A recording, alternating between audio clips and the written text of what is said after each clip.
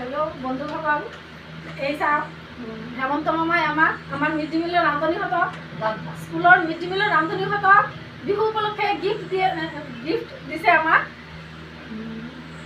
ৰঙালী বিহুৰ কাৰণে এটিকৈ ফুলাম গামোচা দি গিফ্ট দিছে। বেতনটো নিদিয়ে বা বিহু বা পূজা উপলক্ষে কোনো বোনাছো নিদিয়ে। বেতন 1000 টকা দিয়ে, তাও কেতিয়াবা নিদিয়ে। পেটত গামোচা এই বিহুটো উদযাপন কৰিবলৈ পেটত গামোচা বান্ধি বিহু পালন কৰিবলৈ এটিকৈ গামোচা দিছে।